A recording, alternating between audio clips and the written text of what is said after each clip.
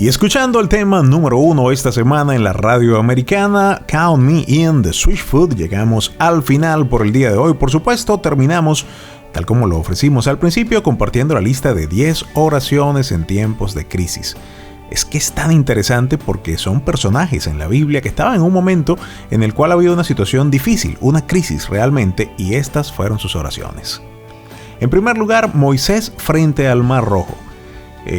Estaba una situación realmente muy compleja. El pueblo de Israel está saliendo de Egipto, le está persiguiendo el ejército más poderoso del mundo en ese momento, y ellos están frente a frente con el mar. El Mar Rojo está delante de ellos y no tienen escapatoria. Tienen que elegir entre el mar y, por supuesto, el ejército que les venía persiguiendo. Moisés oró a Dios, y lo que llama la atención y quiero compartir de esta oración es la respuesta que Dios le da.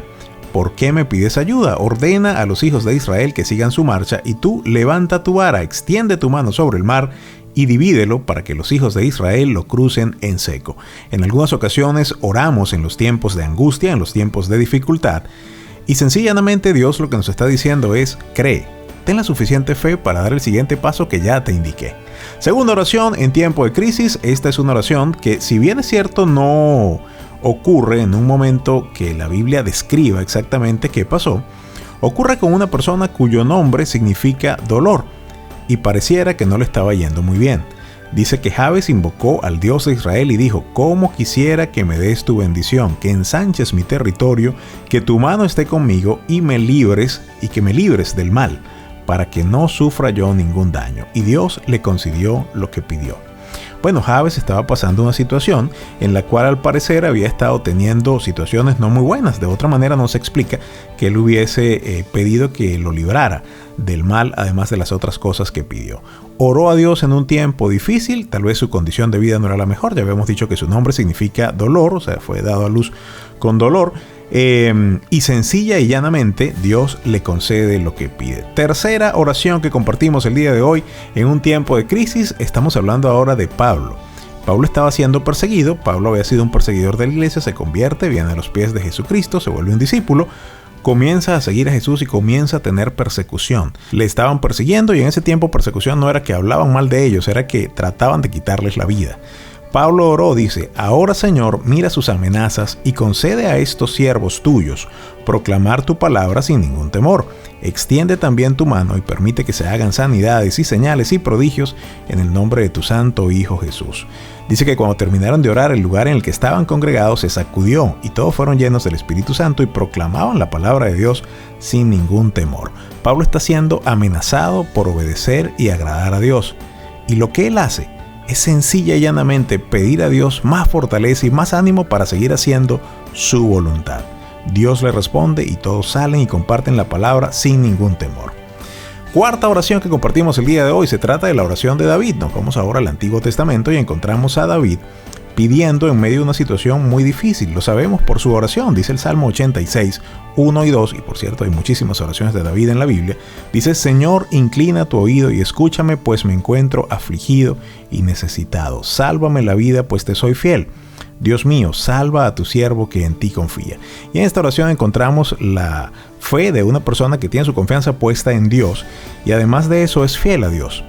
Esas dos cosas son las que David usa en su oración, hablándole a Dios y pidiéndole que le escuche. Y además, una cosa interesante, él no oculta su necesidad.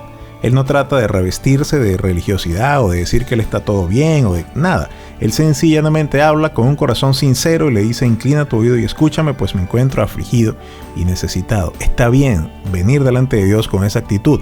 De otra manera, Dios no hubiese permitido que una oración así estuviera en la Biblia. Quinta oración en un momento de crisis. En este caso encontramos a Pablo y Silas en la cárcel.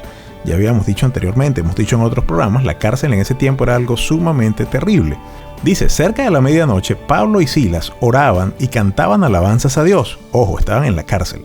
Cantaban alabanzas a Dios, mientras los otros prisioneros escuchaban. De repente un fuerte temblor sacudió con violencia las paredes y los cimientos de la cárcel. En ese mismo instante todas las puertas de la cárcel se abrieron y las cadenas de los prisioneros se soltaron. Estaban en una situación tremenda, estaban en una situación angustiante, difícil, pero ellos, en lugar de estar desesperados, estaban orando y cantando alabanzas. Ellos estaban alabando a Dios.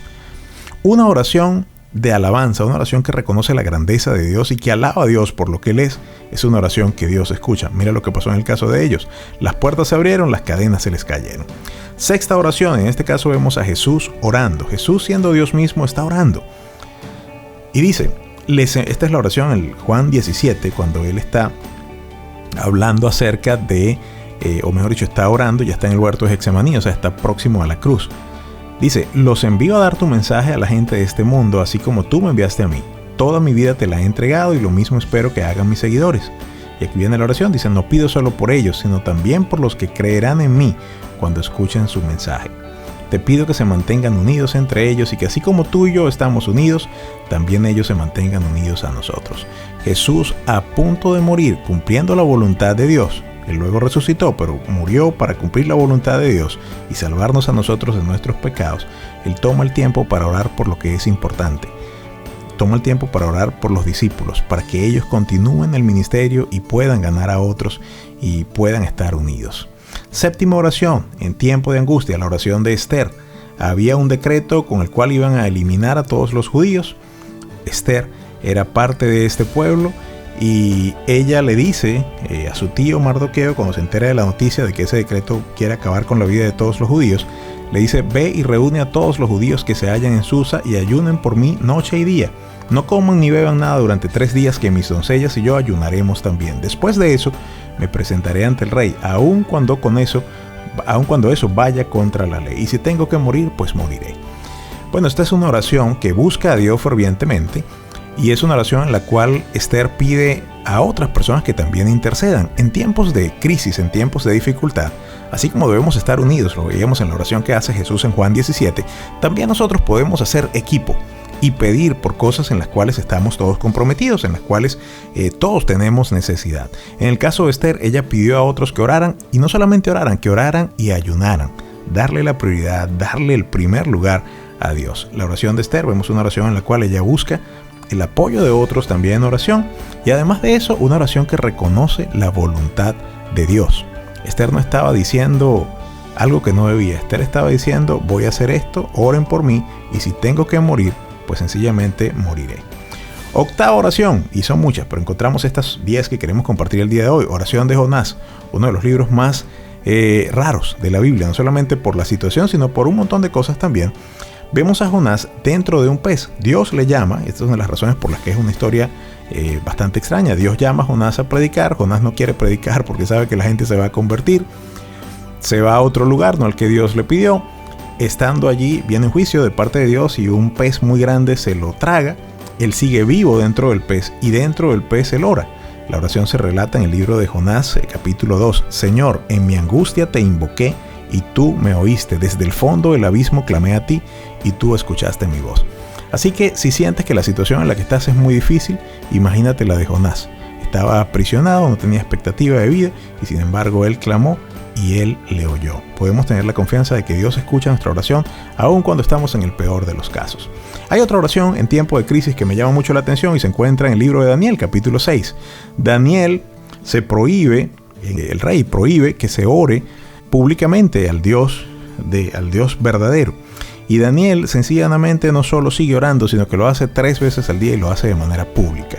Esta es una oración que demuestra confianza y seguridad en Dios. Dice el versículo 10 de Daniel 6. Y cuando Daniel supo que el edicto había sido firmado, entró en su casa, abrió las ventanas de su alcoba que daban hacia Jerusalén y 3 veces al día se arrodillaba y oraba a su Dios, dándole gracias como acostumbraba a hacerlo. En un tiempo de crisis, la confianza es una de las cosas que resalta en la oración de Daniel. Él sabía que Dios podía protegerle de un horno de fuego, de un longamviento o de cualquier otro peligro.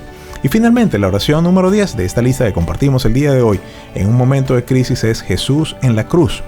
Jesús está colgado en la cruz, sabe que vino a hacer la voluntad de Dios, sabe que la está haciendo, pero el sufrimiento es tremendo.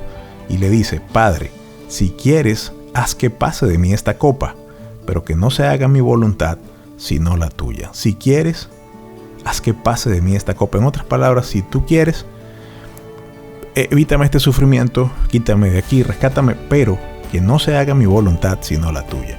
En situaciones de crisis, lo más sabio y lo más sensato que podemos hacer y todo el tiempo es poder descansar en la voluntad de Dios.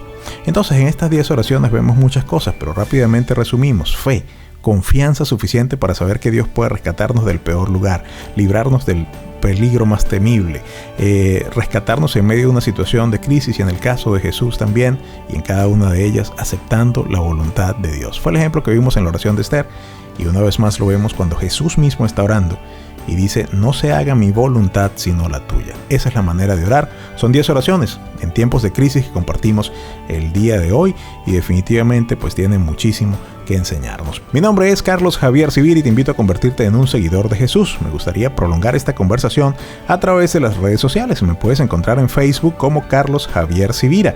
También puedes visitar carlosjaviercivira.com.